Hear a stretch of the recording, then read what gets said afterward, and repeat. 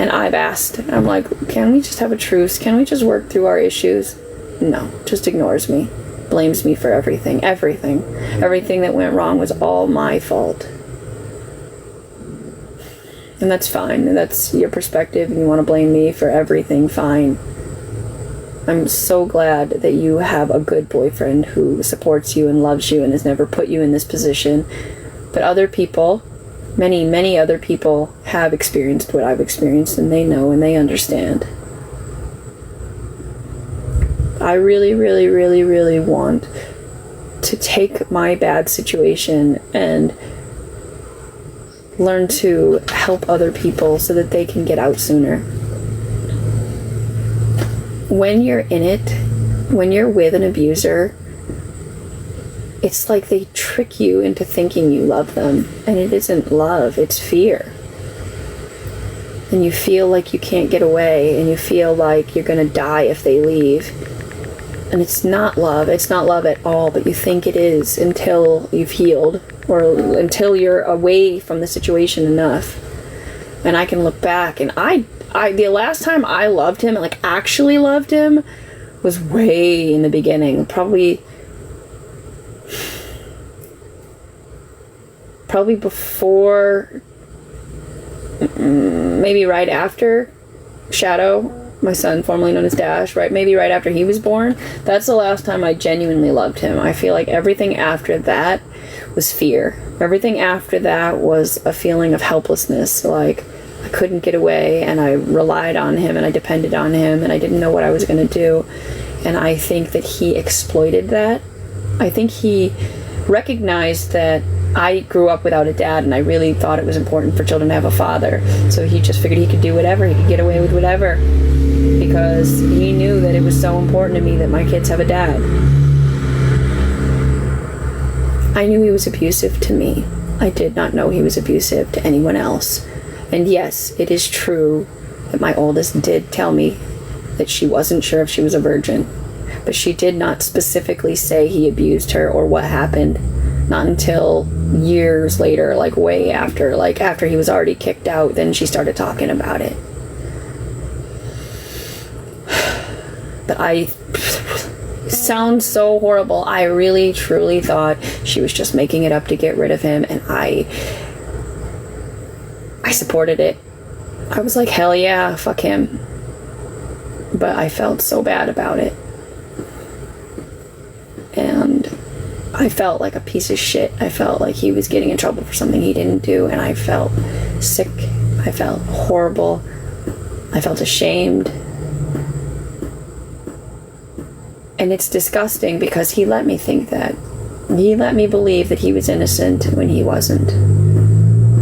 He let me believe that everything was going to be better and that he was just immature, and he's changed now and he's better. He's a better person now. And he wasn't.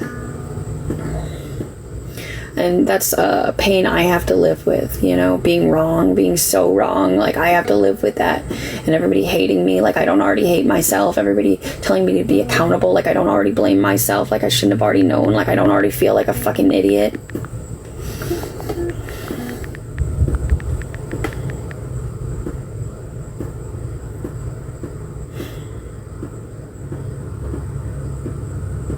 I thought he was a good dad. And he wasn't. Maybe a lot of the kids did think he was a good dad. Maybe a lot of the kids, if they would tell you from their perspective, they'd be like, yeah, he was a great dad. I don't know what the fuck happened. But then others who were aware, or were made aware, they have a different perspective. You know, Adam would tell you that he used to get spankings all the time, and that he was afraid of his dad. And that I knew. And when I would try to get help, and when I would tell people I don't think he should be spanking the kids this much or this hard, they would always say that that's what parents do, and that I was wrong, and that I should hit them more, and that's why they don't listen to me, and blah, blah, blah. And so even though I felt it was wrong, at the time, I felt like maybe I'm wrong. And I thought he stopped too, by the way.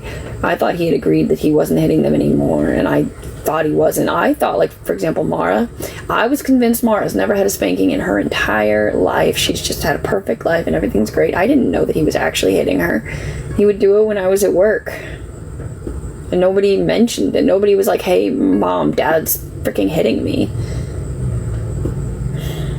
I didn't know.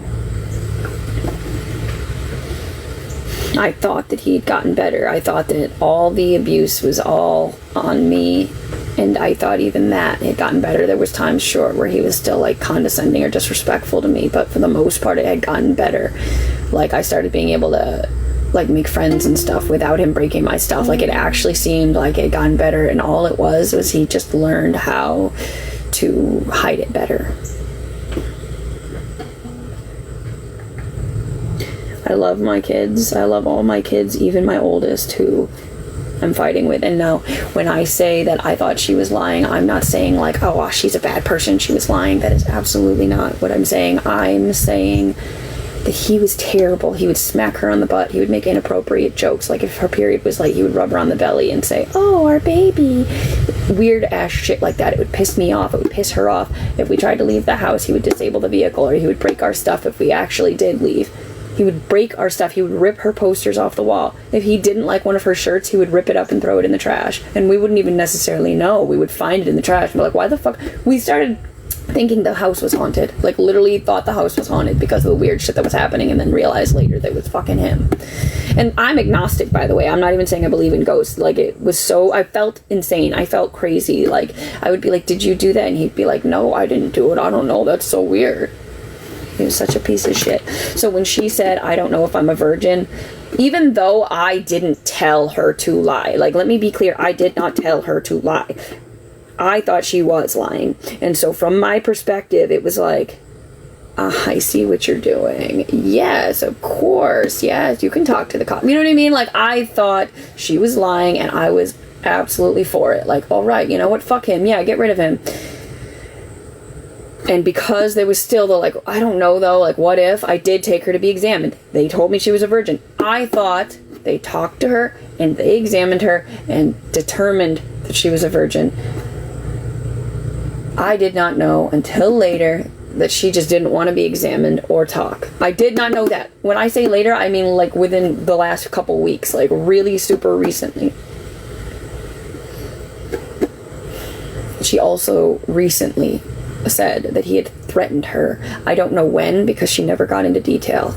I don't know when that threat was made. I don't know if he contacted her after he was already out of the house. I don't know if it was just something he had said before he was kicked out. I don't know when it happened, because I was never told. All I know is he had threatened her. And so that was another reason that she had recanted. Or maybe it was the only reason. I don't know.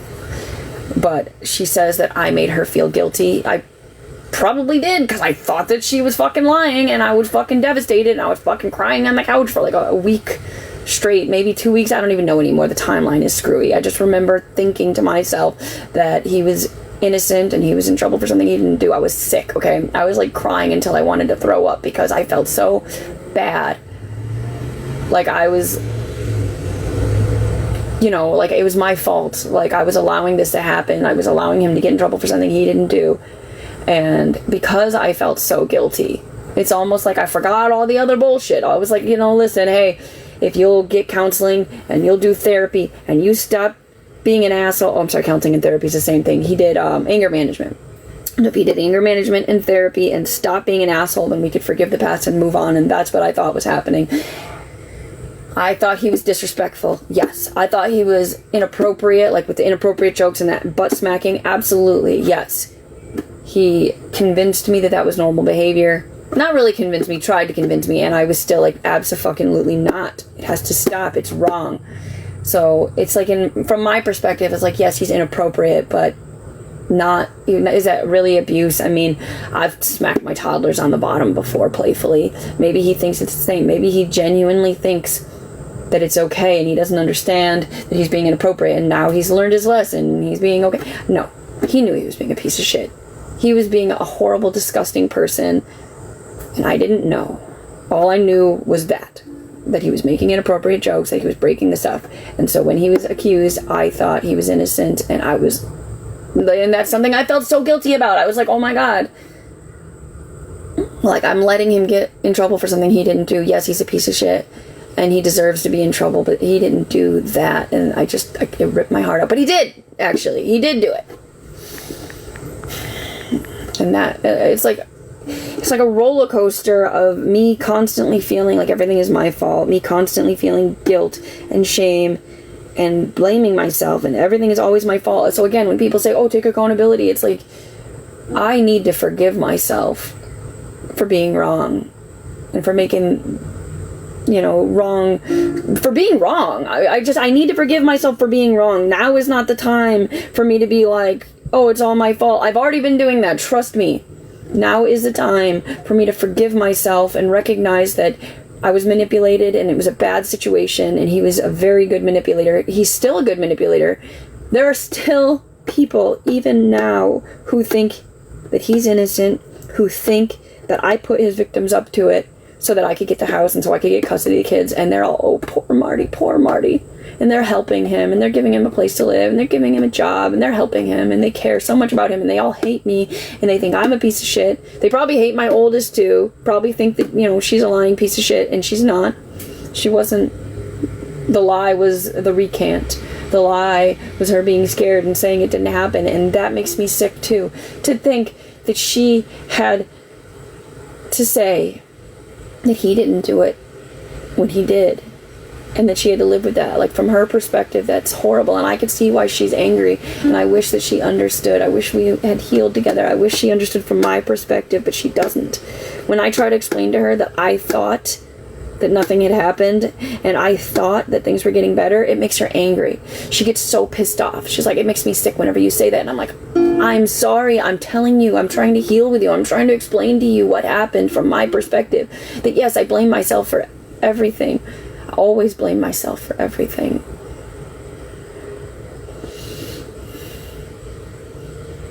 And one of the reasons he was able to get away with it is because we didn't sleep in the same bed together, him and I. For years, I had a bed, and he spent all night playing video games. And he would sleep either on the couch or on the floor.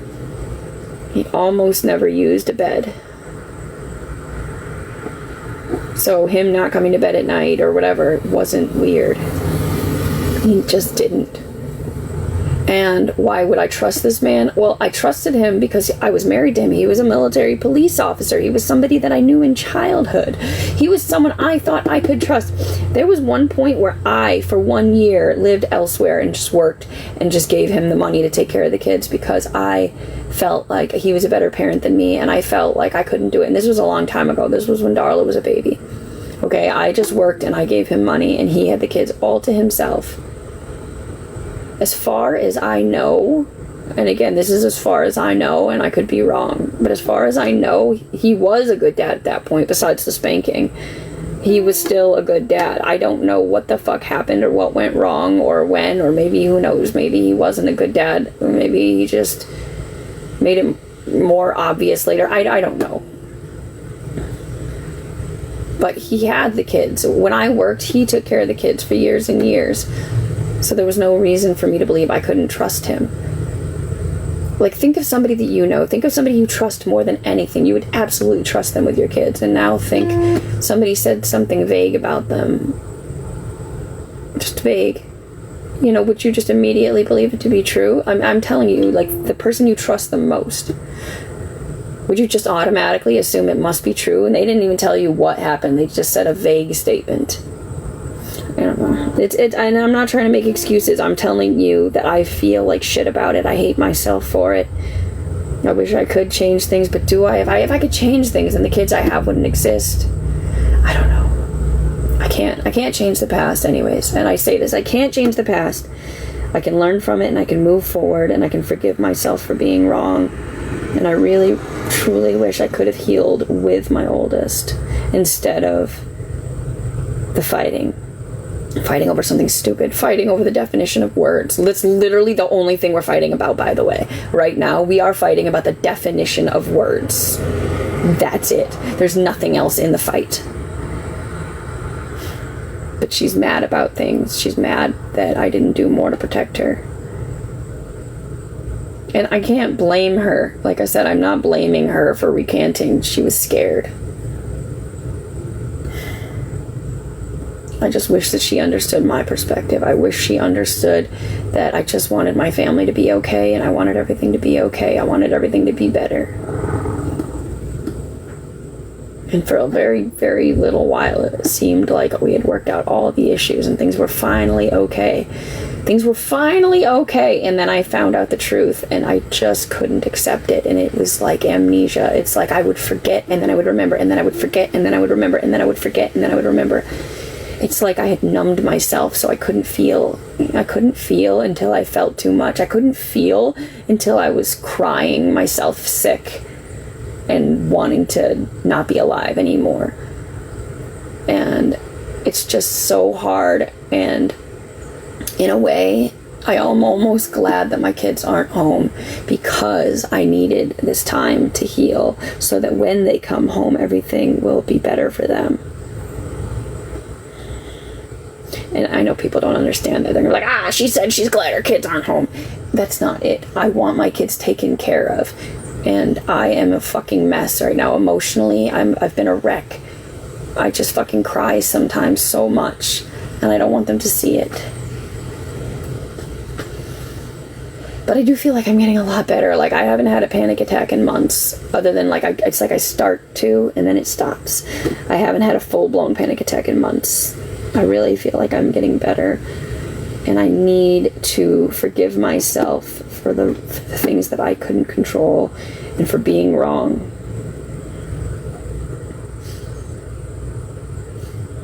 And I want to be able to help other people. It is so hard, because even when you're with someone abusive, even when you can see it, unless there's a clear way out, it's like you convince yourself that you love that person because there is no way out. You have to love that person because you can't get away. And I think it's kind of like Stockholm Syndrome. You are like, okay, yeah, I love this guy. I'm here because I want to be. You're not there because you want to be. You're there because you can't get away. And that's why I wish that domestic violence shelters were better. I wish their goal wasn't to hurry up and get you out as fast as possible. I wish their goal was to give you a safe place to heal until you're on your feet. Shoving you into an apartment that you can't pay for isn't helping. They rushed me out so fast, and I got a place to live, but I'm like, okay, well, how am I going to continue to pay the rent? I had help getting in here, but now what? I was having a baby. I had just had a baby. But, like, what was I supposed to do? I had 6 kids. I needed someone to watch the kids. I needed someone to help me with the bills. I was scared. I didn't know what to do, and I ended up taking him back because promises. I'm a good guy now. I won't hurt you anymore. I love you. Things are going to be better. I'm not going to be spanking the kids anymore. Everything's going to be better now. I got this good job lined up. I got this money coming. I got that money from the VA finally coming. We're going to have a good life, and everything's going to be better. Just you wait. Just let me come home. I miss my family. Like, this is shit he would say to me, and it would get in my head, and I was already vulnerable, and I was already weak. I was already scared, and he would promise me that everything would be better, and I would submit. I would become weak to that, and I would be like, okay, I just want things to be better. And they weren't going to be better. They would be worse. And that's what I'm saying. I wish that the shelters keep you, and not push you out, but like keep you, like at least 6 months. 6 months to let you break that bond, break the trauma bond, and feel confident in yourself, and to work and save your money so that when you get a place to live, you have the money to pay your rent and get furniture and get on your feet for real. If they had given me 6 months to get on my feet instead of pushing me out before I was ready, I probably never would have gone back. I would have just had 6 kids. I would have healed, and I would have moved on with my life. Maybe I wouldn't have been so helpless and weak and vulnerable, and all his little promises wouldn't have meant as much, especially if I could have gotten some kind of therapy or counseling specifically designed to teach me how to recognize manipulation. You know, I didn't realize, like, I can see that he was a narcissist now. I can see it so clearly now but I didn't see it then. I thought that he was this smart, confident, strong guy who had shit figured out, and I was just this dumb, weak nobody. I had no friends, and I didn't know how to do anything, and he knew everything, and I just needed him. I needed his help. And I thought that he might not be a good husband, but I mean, he's a good man. He knows how to do a lot of things, and he's a good dad. Like, okay, so he's a bad husband. Maybe it's my fault. It's my fault because I'm not pretty enough, and I'm not smart enough, and I'm too weak, and I need to do more. And maybe if I was a better person, he'd be a better husband. And I always blamed myself. No matter what it was, I always blamed myself. So I could forgive him.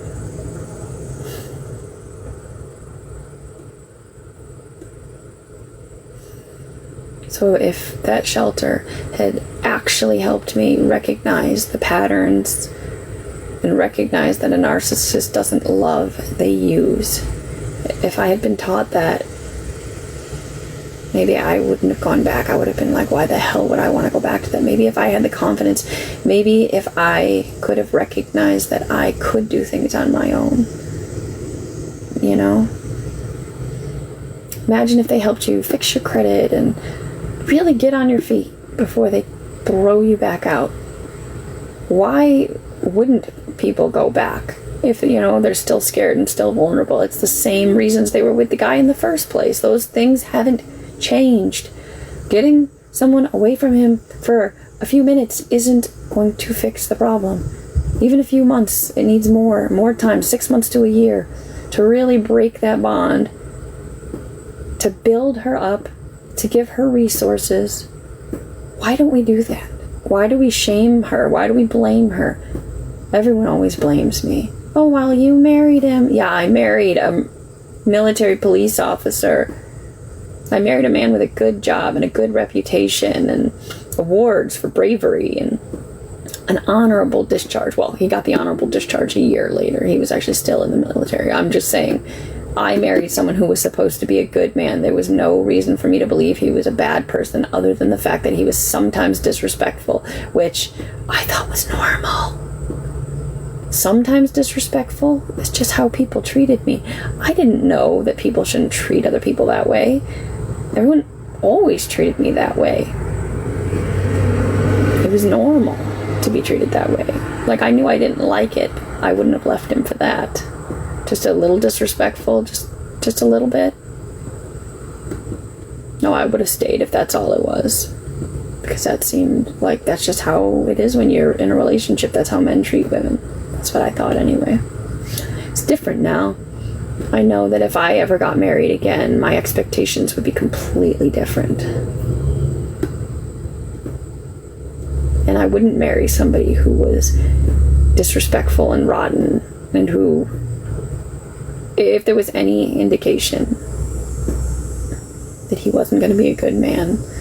But again, I was so young when the relationship started, you know. I mean, I was 20 years old, and like I said, he seemed like a good man. I do ramble. I'm not looking at the comments. I'm sorry. I'm lost in my thoughts, I guess. And in a lot of ways, I feel like this is therapeutic.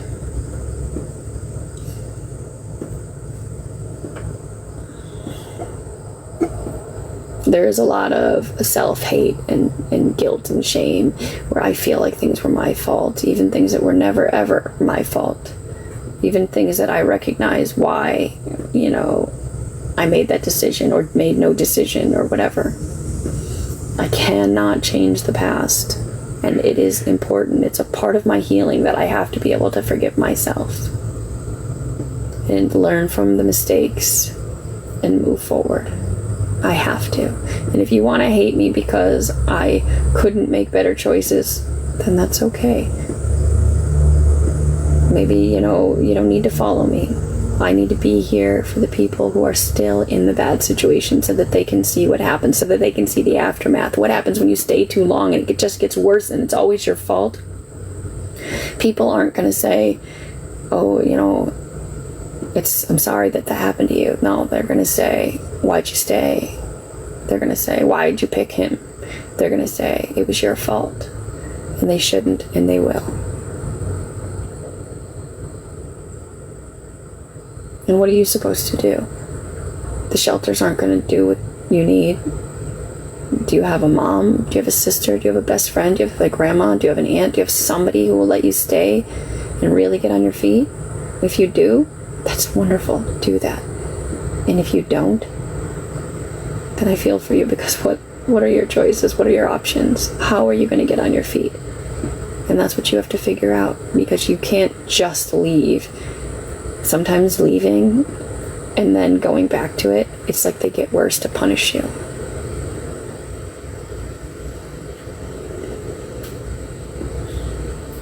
Maybe you can save money, but lie about what you're saving it for. Make it sound like something that they would want. I'm saving because I want us to go on a vacation together. Pick something that they would like. Or maybe, I'm saving up for our dream wedding, or whatever. Pick something, because if they know you have money, they're not gonna let you have it unless they agree with why you have it.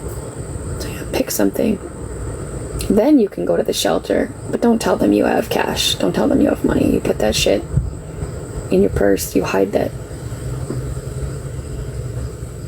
So you go to the shelter and you stall for as long as you can. You got to put up with them treating you like shit and blaming you for things. When I was at the shelter, I got in trouble because they had a list, like a menu of what you were supposed to use to cook. You couldn't just get what you wanted to eat. You had to cook what it said you had to cook. So it said egg salad sandwiches. Now, no one's going to cook it for you, but that's what's on the menu. That means that's what you're supposed to cook for yourself. So I made my kids deviled eggs, because I'm like, well, they'll eat deviled eggs, but they're not going to eat egg salad sandwiches. I got in trouble because everyone else thought that I was making enough to share. Like, I'm sorry, I have 5 kids and myself, and pregnant, because I was pregnant at the time. I have 5 kids and myself. We eat a lot of eggs. And they were like, well, if you had made them sandwiches instead of deviled eggs, then there would have been more to go around. It's like, okay, but it's not like I ate all the eggs. You say it like I ate all the eggs. I didn't eat all the eggs. There was still eggs. So why did I have to make everybody else's food just because I was making food for my kids? I was the only person, by the way, who boiled eggs that day, and yet I got in trouble.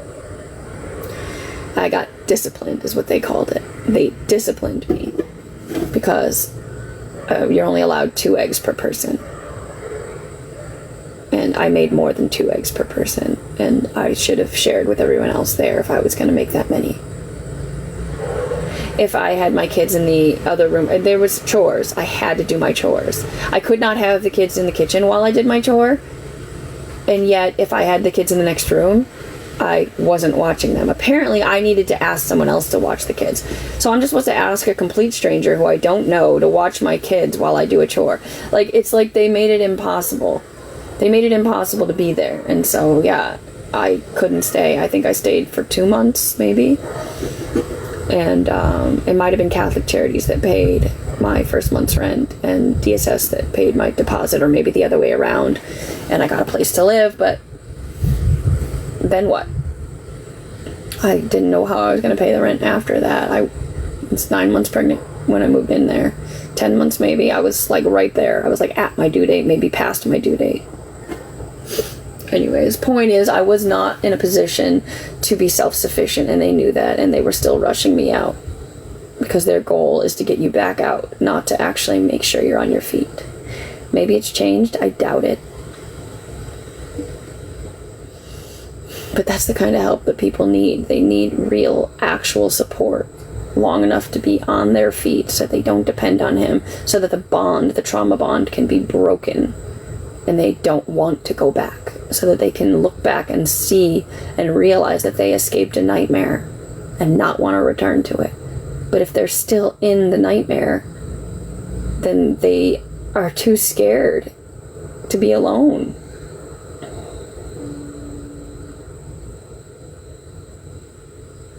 Of course, you were ungrateful and couldn't follow the rules, so nobody did, by the way. That day that I made my kids deviled eggs instead of egg salad sandwiches, the other girl there made hot dogs for her kids, and I don't even know what the other people there did. But I was the one in trouble, even though I was sticking to it almost exactly. I just didn't think my kids would eat the sandwiches, so I made deviled eggs. Like, should I have just made a bunch of sandwiches that nobody wanted? I don't know. Maybe they would have eaten them. I don't know. I just knew they would eat the deviled eggs, and I figured I would make what I knew they would eat. The only thing I did different was I didn't use bread. I don't see how that should have been something to yell at me for. But how the heck was I supposed to have 5 kids with me in the kitchen while having them not with me in the kitchen at the same time? Like, I needed to be able to keep an eye on them, and I couldn't just trust somebody there. I didn't know those people. It's not like there was a worker that was designated towards doing that. They expected me to ask a complete stranger that I didn't know to keep an eye on my kids while I did my chore. And I didn't know how to do that. So they would, like, call CPS. Oh, she's got her kids in the living room while she's in the kitchen. Like, y'all are fucked up for real. Every time there was a poop diaper, I had to take that poop diaper outside and put it in the dumpster. I was not allowed to keep the poop diaper inside. I couldn't bring the kids outside with me to throw it away. I had to leave the kids inside while I threw it away. But I also had to have somebody watch them. It's like every single time too, so it was really frustrating. Like, they just made it hard to live. And I get it, they didn't want the place to smell like poop diapers. It's whatever. They just made it harder than it needed to be. And it wasn't like every day. It was like every diaper. Every single poop diaper needed to be immediately brought outside. Also, they lied about things. Like, they told me, don't worry about clothes, just get here, we'll provide whatever you need. And then they provided like 2 shirts and a pair of pants for me to split among 5 kids, and then complained that I didn't bring clothes for my kids. Like, you guys told me not to. You pieces of shit. How fucking dare you? And then I thought, well, they probably just didn't have my kids' sizes. And then this other girl comes in and they give her like 5 outfits per kid, and she's only got 2 kids, and the clothes that they gave her were too big for her kid, but actually my kid's size. And I'm like, so you did have clothes my kid's size, you just wanted to punish me for having 5 kids. Thanks. Because that's what it felt like at that point. She had 2 kids and they were helping her, but I had 5 kids and I was a neglectful piece of crap for not just having my own stuff. It's crazy. So again, making someone feel like shit when they're trying to get help. Even when I first wanted to tell you guys, by the way, when I first tried to tell you guys that my ex was abusive, people didn't believe me. They were making support pages for Marty. Like, I'm on Marty's side. I'm on Marty's side. Support for Marty. Justice for Marty. Veronica's the narcissist. And they believed that I was a liar. And so I stopped talking about it. Or if I did talk about it, it was very subtle. It would be like, oh yeah, here's my ex. He's helping with dinner. He's a good dad, I guess. La la la. Because if I told you guys that, you know, the truth, nobody was going to be like, well, we want to help you. Let's get rid of him. They'd be like, oh, you're just a piece of shit because he's around. It's like, I'm sorry, I needed help and I had no help. I didn't know what to do. It's like, picture it like this. Imagine if you're falling off a cliff and the only person who's reaching for your hand and trying to help you is also the person that typically punches you and hits you. And he didn't punch me and hit me, but he did other things. But I'm just saying, let's say the person who abused you is literally the only person trying to help you, and there's other people and they don't care and they're mocking you, and he's reaching his hand out and saying, let me help you, you're in trouble, let me help you.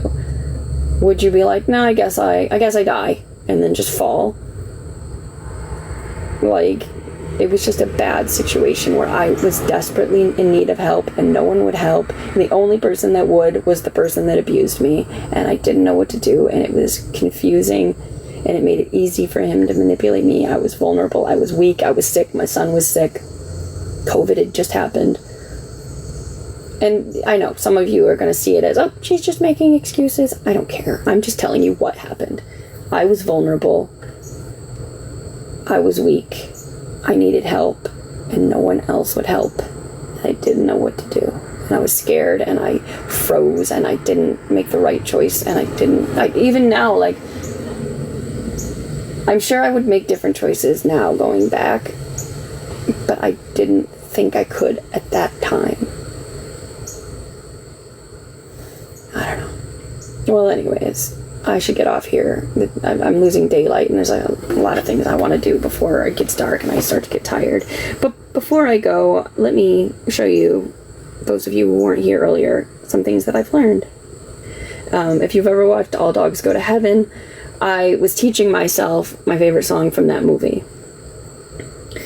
the song, it starts off, and I can't do it on here. There's only a part I can do, but it's all I have is a picture in my mind how it would be if we were together. Let's pretend that you're far away. Let's say you write to me, and you promise in your letter you'll come home to my heart. That song. So anyways, it's soon you'll come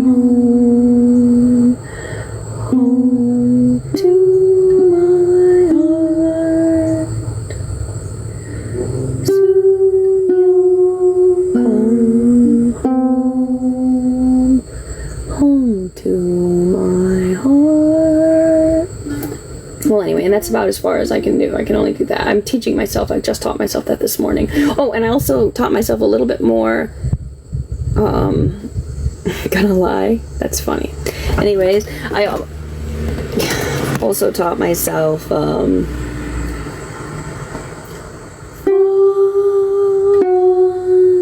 your knees, oh, hear the angel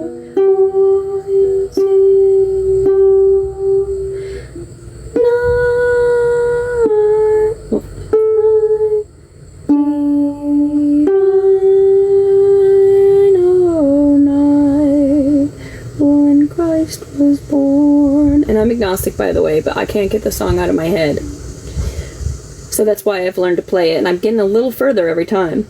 Last time I wasn't that far with it. I just kind of did the first part, and I'm like getting a little more and more, so.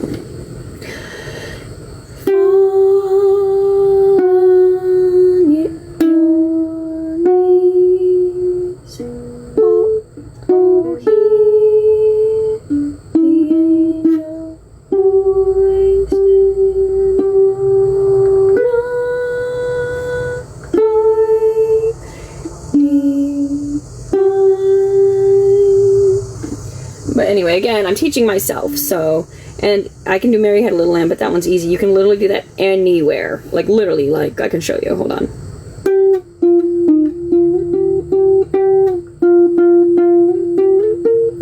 Or...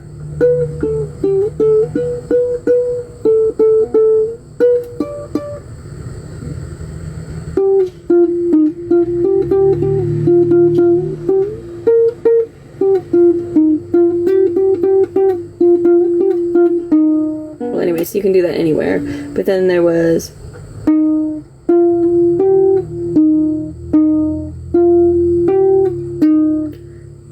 Dormavo. Well, I'm trying to learn, so fine, whatever.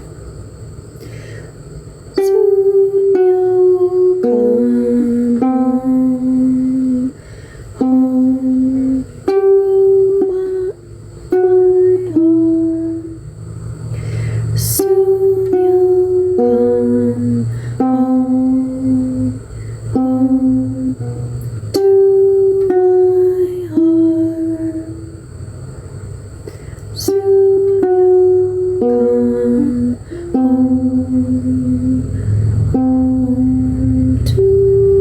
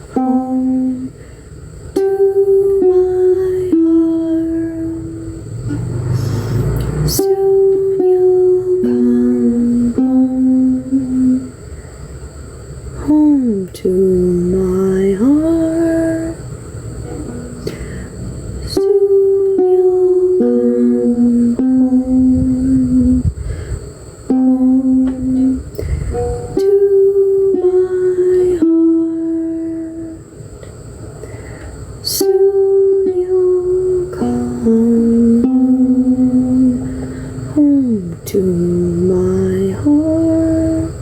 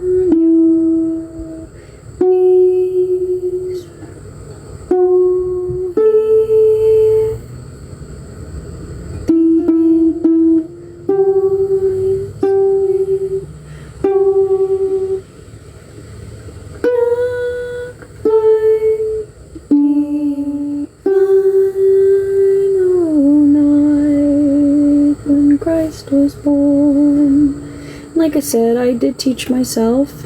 I'm not religious, I'm agnostic. That song's been in my head. And then I, of course, know this one. And it's not perfect because I think I need a regular guitar, not a ukulele, and I don't have the right string, but I'm making it work.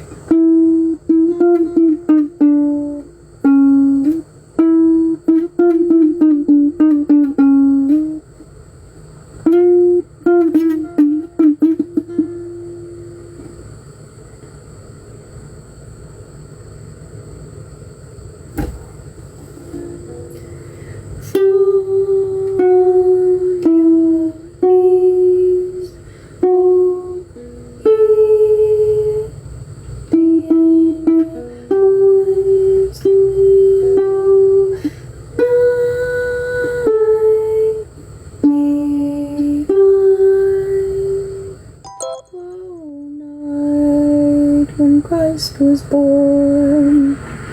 Sorry, I'm not the best singer. What do you want? Everything I do, I'm self-taught. Jeesh.